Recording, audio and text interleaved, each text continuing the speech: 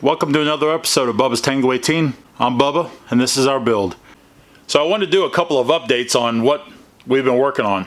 Now, as you know, if you watch the videos, I had a little mishap with my heater in our little shop out here.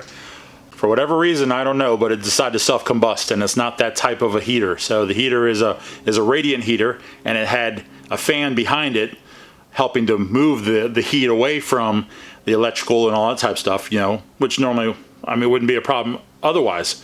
So I've been waiting a couple days. I ordered one off a line, just got here. So now I can heat my shop up again, and then we can get going with the stuff that we want to do. But I want to touch on those things that we're going to do. Let me turn the camera around. All right, we'll start up here in the bow. I want to do more breast hook related things. We talked about the staining, varnishing, or epoxying and varnishing. That's going to be in a video.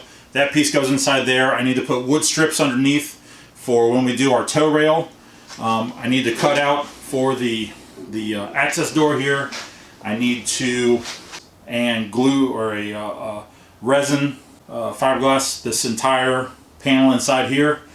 Then we need to come in and do a lot of fairing in here. These are like the last two pieces to do inside the boat. So do my full piece inside here, and then just bring it up a little bit. Tie that whole thing in together. Cut that out, tie this in together, glue this down. Everything else is done, waiting to be faired. And you've seen the stern. We still have to grind out air pockets that we got on the transom. 1, 2, 3, 4, 5, 6, 7, 8. Those are like the big ones. That's not really an air pocket, and these are not air pockets. Talked about that in the other video. So we're going to grind those out, and because it's above the water line, I think I'm just going to fair it out. Somebody talked about drilling a tiny hole and injecting it with resin, which I could do as well. See if that fixes my issue. I thought about getting some Thixo. I thought about getting those and injecting them as well. But again, it's above the water line, so I'm just thinking I'm going to grind them out and then fill them in, and with fairing compound. The water is not going to, back here probably isn't going to come up more than 6 inches when the boat's at rest. All right, this is all glassed as we talked about. I need to grind off this corner. I guess fair out some interior parts and flip the boat and get ready to glass. The day after Thanksgiving, Friday, I went ahead and went to the exotic wood store. And originally I was going to use some black walnut for rails, and someone changed my mind basically. So we got rid of the black walnut and we replaced that with sapele, African mahogany, and also we got some hard maple. So I'm going to use those two together. If you saw our Instagram post, and put the hard maple on the outside of the African mahogany, use that on the boat. So I'm going to spin this around real quick. So the idea is I'm going to create a tow rail, a rub rail, a railing that goes all the way around the boat. Starting back here, starting like right there. It's going to come over here and run all the way down, around and up on top of that, and then join up. Make a nice radius up on the bow, up on the breast hook. So here's the wood.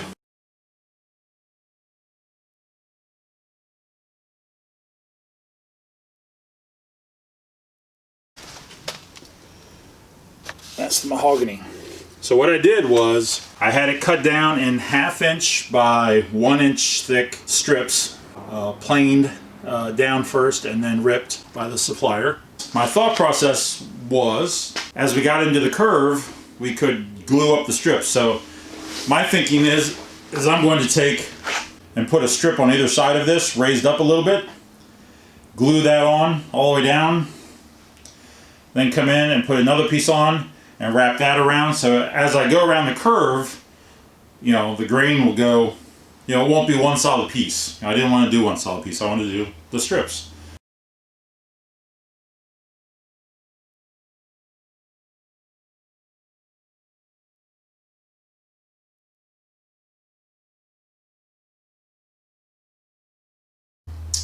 And then we can build it up and then come back in with a filler. I'll rip down a filler piece and we'll glue that on. and then we'll plane it down smooth, sand it, and shellac it. But that's further down the road. I got a lot of stuff to do before we get to that. So what we have to do first, I have to finish the breast hook, but I can't do the breast hook until I finish my epoxying videos.